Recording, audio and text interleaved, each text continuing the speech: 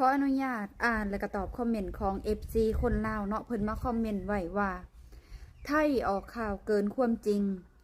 มันดูถูกเสียดสีท้าทายประเทศกัมพูชาที่น้อยกว่าซ้ำบ่พอไทยยังใส่เครื่องบิน F16 บินล่วงล้ำอธิปไตยของกัมพูชาทิ่มระเบิดทำลายเส้นทางขัวขามน้ำวัดว่าอารามปราสาทมรดกโลกเค้นขาประชาชนตายอย่างหนาอนาถ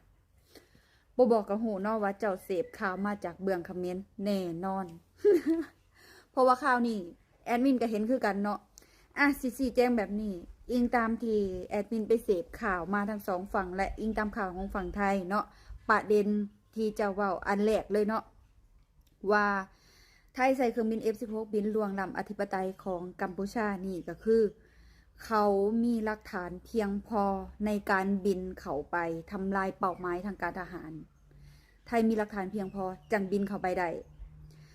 ต่อไปจะบอกว่าเขาทำลายเส้นทางและก็ขัวขามน้ำขัวขามน้ำที่ว่านี่ก็สิแม่นว่าช่วงที่มีการปะทะกันแล้วฝั่งเขมรนี่มีการลำเลียงยุทโธปกรณ์รถจรวดเนาะรถลูกศรไฟมายิงใส่เขาจำเป็นต้องตัดเส้นทางเพื่อเคลื่อนย้ายอาวุธเขามาโจมตีเพื่อให้การสู้รบนั้นจบลงไวอันนี้มันเป็นแผนการรบของเขาคิดว่าฝั่งไทยนี่มีข้อมูลเพียงพอที่จะเฮ็ดในสิ่งนี้ต่อไปจะบอกว่าเขาทำลายวัดว่าอารามปราสาทมรดกโลกเจ้าน่าจะหมายถึงปราสาทตาควายเนาะในปราสาทตาควายน่ะอิงตามหลักฐานและพยานวิดีโอหูภาพคลิปเอียงต่างๆก็คือทหารเขมรขนกระสอบทรายขนอาวุธเข้าไปตั้งเป็นฐานที่มันอยู่ในหันสัมบ่อน้ำมีการขุดอุโมงค์ตั้งแต่เนิน350มหาปราสาทตาควาย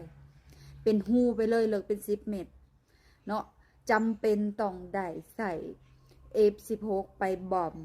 เนาะอันนี้นะมันมีหลักฐานเลยกะเขาเอิ้นว่าข้อมูลเพียงพอเนาะเงื่อนไขเพียงพอที่จะบอมเขาจังบอมได้บ่แม่นบอมซุ่ม4ซุ่ม5ได้ที่และอีกประเด็นสุดท้ายที่จะว่าเค้นขาประชาชนตายอย่างหนาอนาถอันนี้ตามที่ข่อยเสพข่าวทั้งฝั่งไทยมาเนาะก็คือทหารเขมรพาลูกพาเมียไปอยู่นำอยู่บังเกอร์พอถือสะเก็ดระเบิดอีหยังขึ้นมาก็บอกว่าไทยเค้นขาประชาชนให้เจ้าคิดเบิ่งดีๆว่าผู้ใดผิดการที่พาคนนอกที่บ่แม่นทหารเข้าไปอยู่ในพื้นที่สมรภูมิรบกับผิดกฎหมายสากลอยู่แล้วผิดหลักมนุ